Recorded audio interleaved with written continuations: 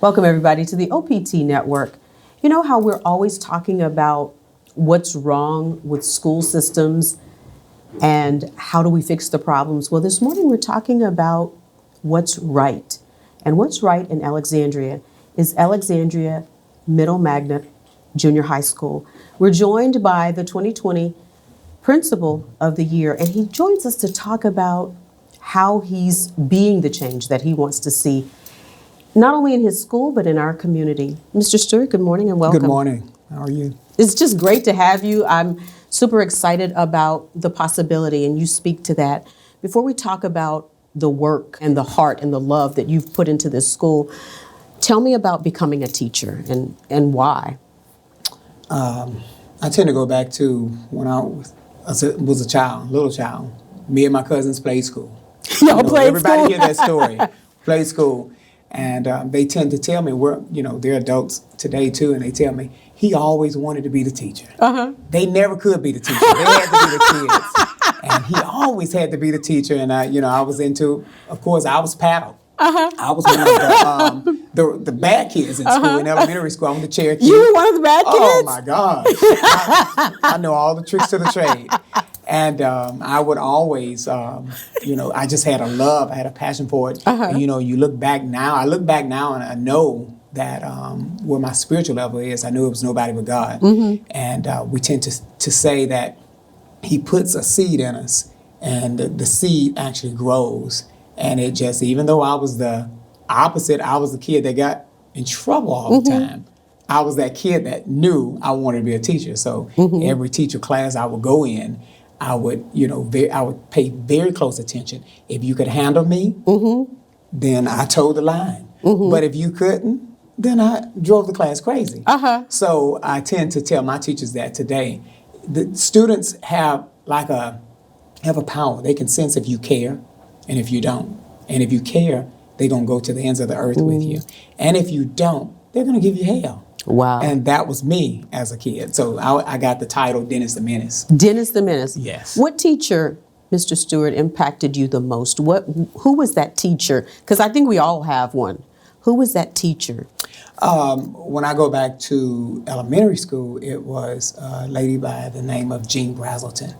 And she was tough. Oh, my God. She was tough. She was stern. And she was about business, and everything was structure in our class. And so I loved that. So I followed that.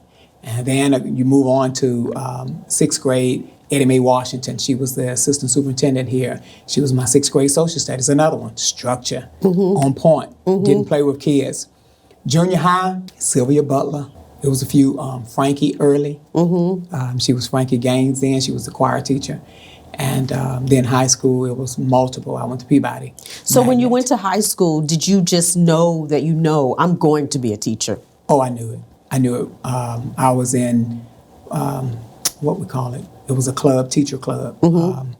Federation of Teachers. I can't remember, but it was for students who knew they wanted to be teachers. And I was a part of that 4 years. So I was adamant. I didn't know I was from the Sonia Quarters. I didn't know how that was going to happen. I didn't know because I come from a family of 5 kids, and my mother worked very, very hard for us.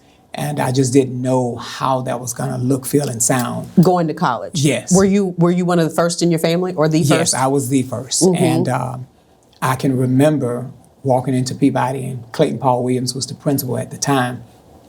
And he said, when you come into this school, you will be in everything possible, because it will stop you from getting into anything that could cause you to be put out of school. He said, I don't care what you get in. You're going to take care of your academics, but you are most definitely going to be a part of band, choir, art, football, basketball, whatever. You're going to be in something to keep you occupied and away from anything negative. So he was very instrumental, as well as Dolores Robinson, who was my English 1 teacher, who gave me that foundation, Mary Cox. And Ms. Robinson just passed away a few weeks ago, and I had to speak at her funeral, so that was hard. I was hard hit by that. And we got to speak before she passed, so that was amazing. Were you receptive to those people that said you will participate so that you won't be in the streets? Did you gravitate toward that? Absolutely, absolutely. And I think back at our school, then we had a lot going on. You had JTPA jobs during the summer to keep you occupied. You had the Boys and Girls Club that kept you occupied. You had community choirs, David Weaver Mass Choir, United Voices. Those were things that were going on in the community that kept us out of trouble. Not that the drugs were there. The crime was there. We lived it. We were right there in it. But there was something that was in me that knew that I had to move beyond where I was. And so my mom always preached to all of us that we live in the hood, but you will not be of the hood. Wow. So were you able to believe it? Oh yeah. Now when I look back, and I tell my mom all the time, she was the backbone, and she was rock solid. And she said she worked at AFCO for 20 years, and she worked at the sawmill for 10. So 30 years of hard work that my mom had to do for her kids, because she wanted us to be a little bit better than she was able to be. And so when you go off to college, being the first, what's that like? Oh, it was scary, because I went to Southern University, and I had 2 younger sisters, so I knew I had to be the role model for them. I'm the middle child. You know, the middle child syndrome is for real. Sure. And but I so knew, you got to succeed now, because they're watching you. And they were watching me closely. So I needed to be that role model, and they got to see me go through high school and graduate. And I wanted them to see the next level. And so when my mom dropped me off, my mom is straightforward. She don't hold any punches. And she told me, she said, Mama gonna disinfect this room. I know about that. So clean that room real good. She said, and then Mama gonna get on the road. And she said, I want you to understand that I have your siblings at home, so I don't have money to just give you here. She said, this is your opportunity. Wow. This is your opportunity. It's in front of you. She said, and I'm not going to be here. I'm not here to check to see if you're in the room at a certain time. I'm not here to wake you up in the morning because you were at a club the night before. I'm not here to stop you from drinking a beer. Right. I can't do that. She said, it is up to you, what I've taught you over the years, to step it up. And she said, but I will tell you this. If you come back to my house without a piece of paper, I will have you working at AFCO. Wow. And she meant that. And so, what was your thought when she had that moment, that reckoning with you, that I'm bringing you here, I've done all that I can do, and now the rest is up to you? Carlette, those words resonated, and they resonate today, because now we look back and laugh about what she said, and she remembers what she told me. But yes, I did do the things that college students do. Sure. Let's be real. It's going to happen. Sure. That's where you experience a lot. You find yourself. And when but every time, if I was out past midnight, that I was in that 8 o'clock class, because my mom's words ring in the back of my head that I'm going to have to do hard labor. Right. And she told me, she said, hold your hands out, son. She said, now, you know these hands don't want to do hard labor, so you need to remember that. They just resonated, and we laugh about it today because those words stuck in my head. And if everybody could have that experience and hear your mother tell you those hard words. She didn't say, oh, I'm going to be calling you every night to make sure that... Or I'm going to be waking you up every morning. Yeah, my mother was not like that. She said, look, you make your bed hard, you're going to lay in it. And that's what she lived by. Wow. And so, she did a great job. And I just remembered, so I did graduate. I did bring the piece of paper back. We're going to take a break here, but when we come back, we're going to talk about coming back home and taking a failing school, a school that nobody thought had any possibility, and growing it into greatness. Stay on point. We're back right after this. Welcome back, everybody, to the OPT Network. You know how we love stories, and we love game changers in our community. And we love people who are absolutely living, working, and walking in their passion. And that's what Dennis Stewart is doing at Alexandria Middle Magnet Jr High School. And he joins us this morning to just share his story of teaching the next generation the possibilities of greatness. And so, Mr. Stewart, when you when you leave and you go to Southern and you come back with that piece of paper, do you know in your heart that you'll come back and you'll teach from whence you've come? I knew that was going to happen, but my job, that of course, you have the job fairs. So, we're all running to the job fair. You have all these districts coming from all over the nation that meet at Southern University and trying to reel in, let's just be real with it, African-American females and males to their districts. And so I landed a job in Arlington. It was Arlington and Los Angeles, right next door, 2 tables. So, I had this thing, I was a Tupac fan going to Cali.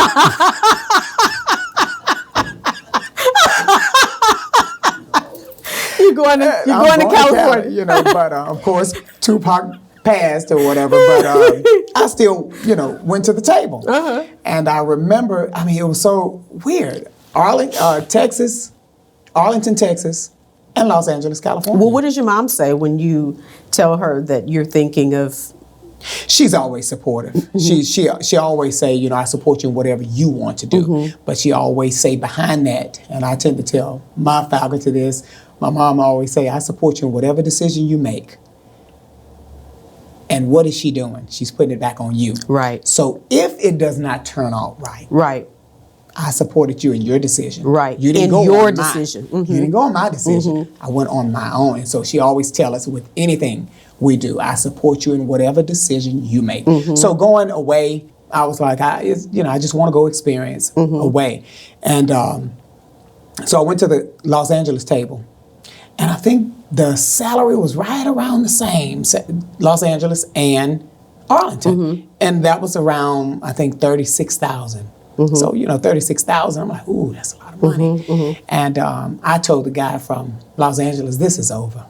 I said, you think I'm going to come out there and be in poverty, making $36,000 in California? Right. I said, Arlington has won you over. So I ended up accepting the offer from Arlington, Texas. And I knew the school and everything, so I was excited about that.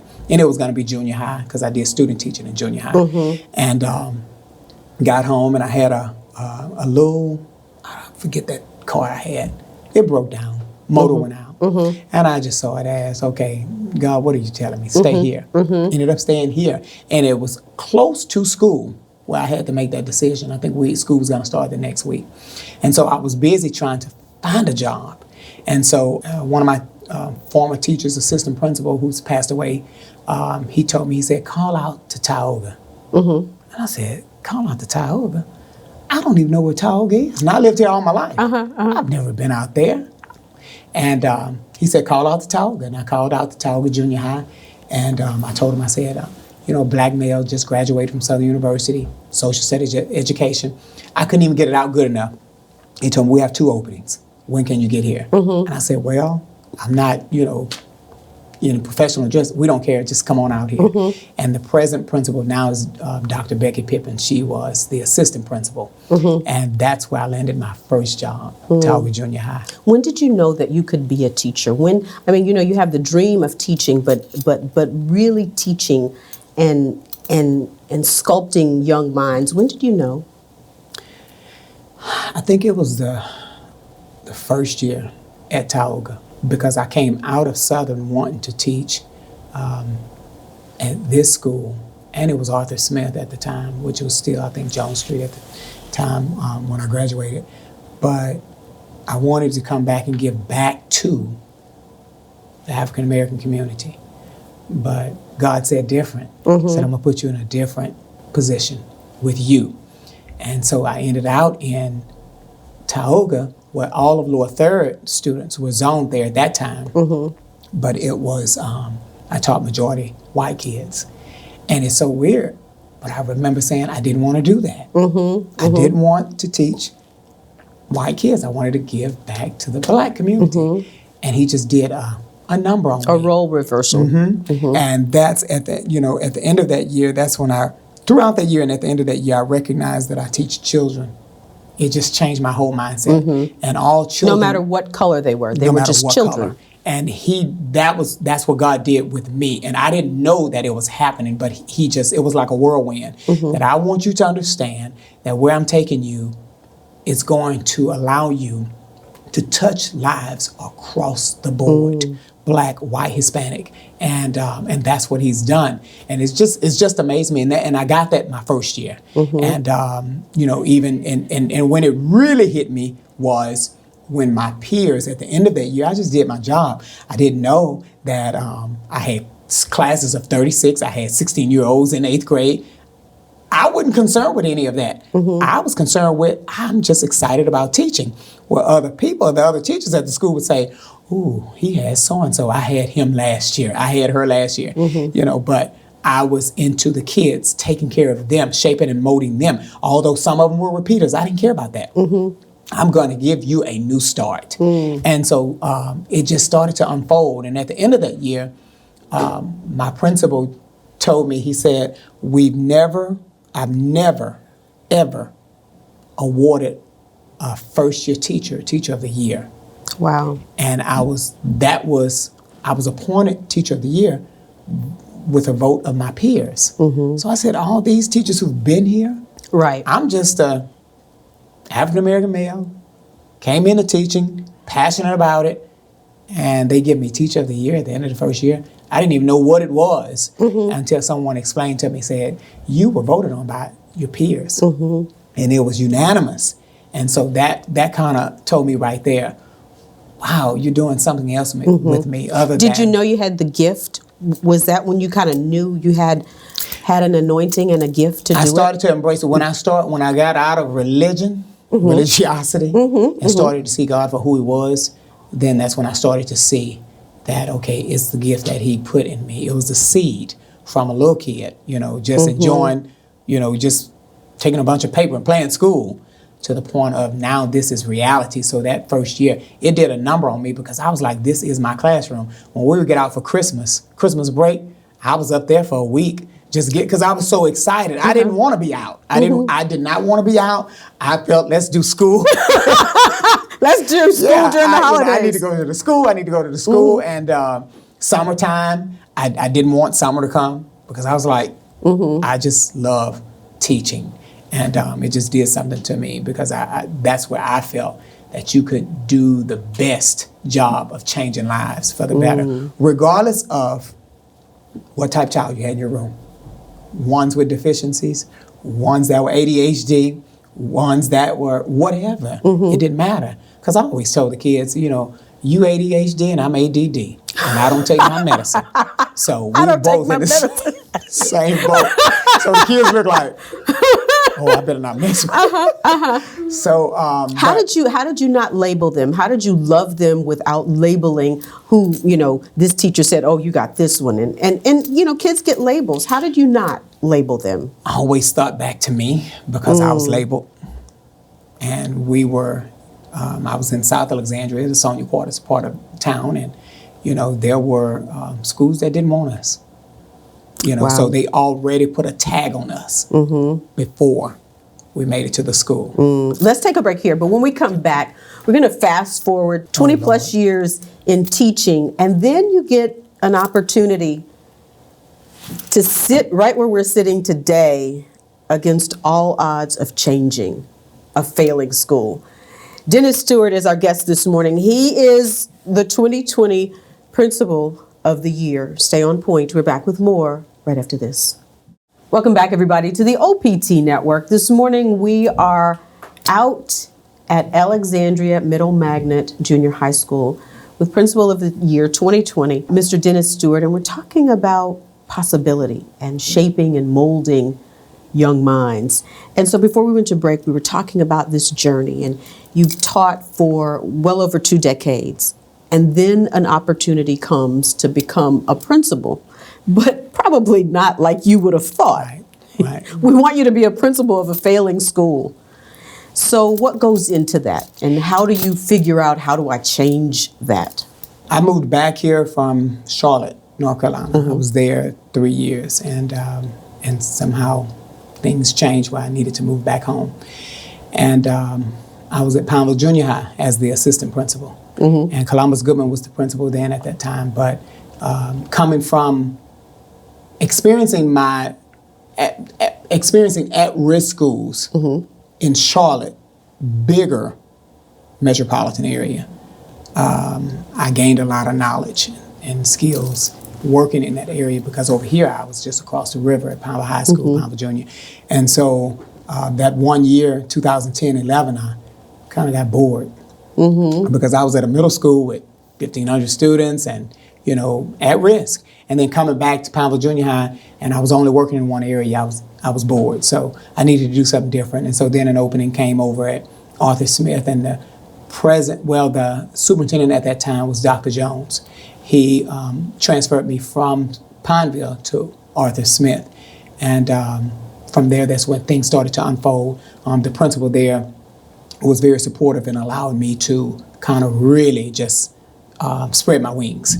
And as an assistant, and even doing things that, you know, when she was out of town or she was out for the summer, I kind of handled things. So I was kind of forced to kind of learn some things, learn on the go.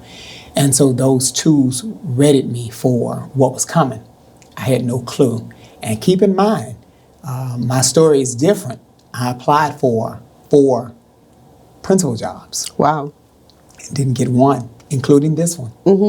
Including this one. And at that time, I was like, okay, I'm just going to finish out the year and I'm going to move Baton Rouge, New Orleans. And I remember in August of 2015, me saying, this is a different year. This is it. I just knew it was it. You know, you can feel something, but you don't know exactly what's coming. You know, I said, in May, this is it. This is it. My tenure at Smith was over. There was nothing more I could do. And little did I know, here comes October 7th, 2015. One principal was moved, and October 8th, I got a call, and my principal at that time at Smith called me. She said, the superintendent has summoned us downtown. Did we tell anybody off? What did we do? We're going to the main principal's office. And I said, I don't think so. And we get downtown, and they separated us, and they brought me in, and the superintendent said, you know, Mr. Stewart, I have something to tell you. My staff and I has unanimously thought about you are the next person to go over to Alexandria Middle. And you ought to start tomorrow. Tomorrow. And that was that Friday. And so on the inside of me, I was kind of angry because I applied for the job and I didn't get it. And now, you know, I'm being appointed. Right. And so I kind of felt some type of way, and I said, well, do I get a choice? And he said, you don't get a choice. You will start tomorrow. But when you're in this meeting, you're acutely aware that this is a failing school, aren't you? So I knew everything, and you know, the school that I was assistant principal at, we had worked so hard to get it where we were, where it was at that time. And so now you're telling me to go over and be the head principal and start at the bottom again. And I've been over here. I may as well stay here and wait till, you know, retirement or whatever, or a job that I wanted. And so he said, no, you start tomorrow. And we'll meet at the school at 6 o'clock in the morning, tell the faculty which way things are going. And I said, okay, and shook his hand and walked out, and it was a gag order, so I couldn't tell anybody. And the next morning. So what happens from the time you talk to him and you go home and you say, you know, I'm taking this school, and, you know, how in your mind do you create a plan and a mission, not to just come and take a job, but to change the culture? At the time, when I left from his office and went home, I was nervous, I was scared, and, you know, although it may not have looked like it, you know, I was, because I never, you know, I knew what this side of town was like, and I kind of stayed away from it. We had heard, we knew what was going on. A lot of the, you know, they said fights, and the expulsion rate was high here, the suspension rate was high here. And so now you tell me, here's your school, this is the principalship you get. And so it was scary. And then I just had to prepare, and so Friday morning, I was just kind of like, it was like I was just in a daze. Like, is this really happening? Got here, superintendent was here, and the present superintendent, Mr. Jeff Powell, he was the middle school director at the time. Okay. So he was here, and we kind of laughed in the office. He said, "Bud, are you ready?" And I said, "Look," I said, "I'm gonna tell you like this, and I'm just good for speaking the truth." I said, "If at the end of this school year, if I'm not feeling well, you're going to be principal in this school and middle school director." And I meant it. You know, we laughed about it, but I was serious because I was just thrown in. And Carlette, it was the first day that I toured the campus. All I wanted to do was just tour, just walk, go in every classroom. I wanted to meet students. I wanted to meet teachers. I didn't come in just saying, "Oh, things are going to go this way," and things. I didn't do that. I just want to observe and see what's here and what shouldn't be and what could be. And why is it failing? Right. Why is it failing so miserably? And so you've always heard the students. We tend to, and that's across the nation, we tend to blame the students. And I told my clerk, and I saw the chaos. The chaos was here, from adults to students. The chaos You just saw was it. here. I saw it. And I told my clerk at the time, I said, "I'm going into my office and I'm not to be bothered." And I went into the office, closed the door, closed the blinds, and I remember falling on my knees behind my desk. And I prayed, and I said, "God, if you've put me in purgatory, which this is," I said, "I know you're going to equip me for the victory." And it's like when that happened, it was like a spirit, just the Spirit of the Lord just took over. And from there, I got off my knees, and it was nonstop. And I put in some real quick wins, even with the staff that I had. And I told the staff, I said, we are a 39F. That's the school performance score. 39F. That's what I inherited. Like I said, we're a 39F. Low F. You're not even a high F. You're a low F. And I said, we're going to stay there or we're going up. But we will not go backwards. It's not on my watch. And I put in some quick wins. I had to change the entire master schedule in January. So that means that's a lot. That's every child in the school getting a new schedule, like the first day of school. Wow. All over again. Cafeteria was out of order, chaotic. So I tweaked that. And I just put in some structures that needed to be put in place where teachers and students could see he's on it. We can see the change, quick wins. And that's what happened. And I told the staff, I did not shortchange them, and I told them, I said, at the end of this year, there are going to be some changes. Hold that thought. Change was a-coming.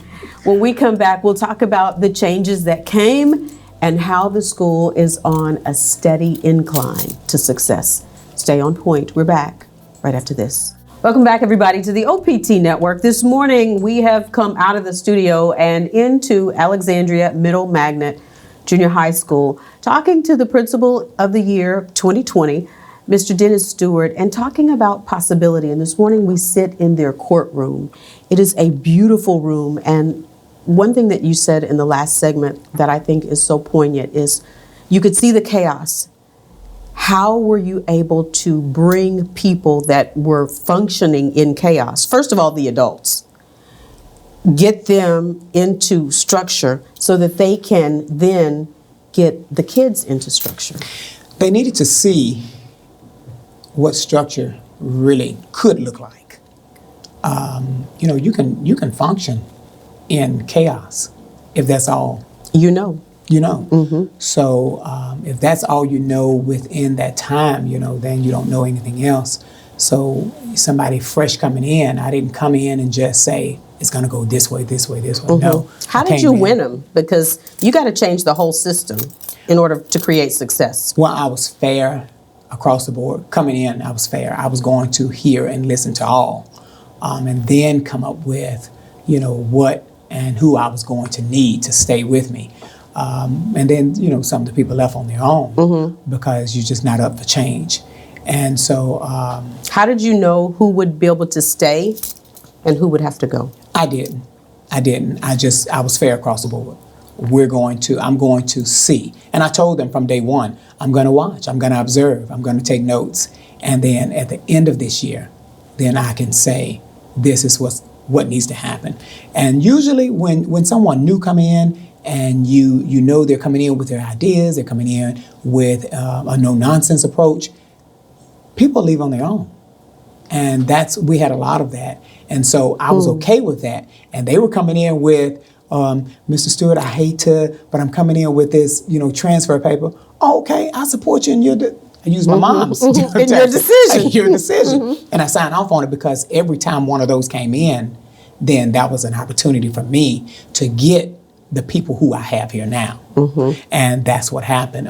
Many of them left on their own. And then the ones that needed to be moved out, it's always a way. And then, so there were not like a lot of people knocking down your door Absolutely to try to get in No.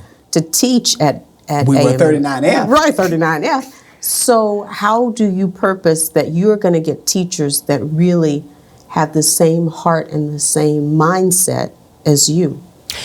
Well, I believe in you do what you have to do to take care of the children. And it goes back to the gift. I knew I was gifted, and I knew God had gifted me in this, so he's going to equip me. And so he just say, go find your own people. And that's going to look different to most people. The district was like, he's lost 17 people. They were in panic mode. I was not in panic mode because I knew what I was going to do. That was a great opportunity for me to get the people who wanted to be here. Is that the bell? So we were able to, from there, my interview. So you've lost 17 people. 17 people. Okay, so then what do you say? Okay, who am I going to get? You put those positions online, and then it's almost like going fishing. Going fishing. And that's your opportunity to get the best. And if they're not, throw it back in. That's what you do. If it's not a big fish, throw it back in. And so my interview process was extremely hard because the way I looked at it, my children need the best. My children need the best. And I'm not going to shortchange myself in getting them the best. So I went after, there were two things you must have to come into this school.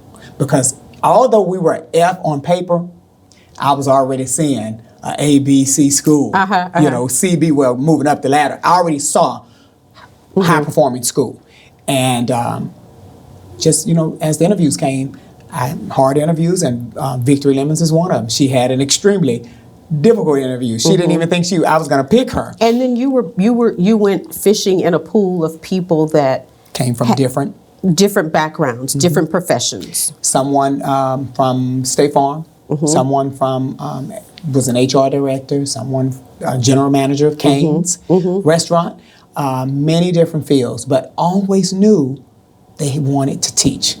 So it was there, but you went whatever way, as we talked about, for money, right, or whatever else, and you made your way back. And so then you sit in front of me, and here's an opportunity. You want to teach, and I need. So two things that I look for. I need to see your heart, and I need to know that you want to be at this school. Wow. If you can give me that, I can help you get you certified. And so how do you then change the mindset of the kids who we've been talking about structure this whole time, from your own life to your work life and understanding structure? And a lot of kids that were here and are here have no concept about what structure is. How do you get them to embrace the structure? Students are resilient. They can go through a lot and they can recover. They'll recover before adults will. And even the kids, the first year, I was able to, they could see. Number one, when I met with them as a whole, told them I am the new principal. There's a new sheriff in town, in charge, and this is the way it's going to go. And I said, I want to be honest with you. It's going to get worse before it get better. And I was speaking to the kids. But I want you to know I am here for you. I am going to be here.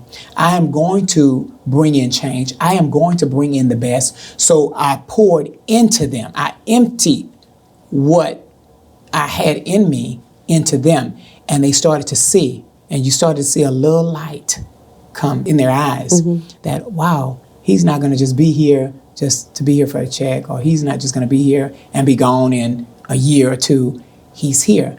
I said, you're going to see change on this campus. You're going to see me bring things into you, fight for you for different things, and you're going to see it. But take care of it. Because when you can take care of what is brought into you, then you'll understand that more will come. And I told them it's going to start with the very best teachers. And so even in that first year, the light bulb came on, and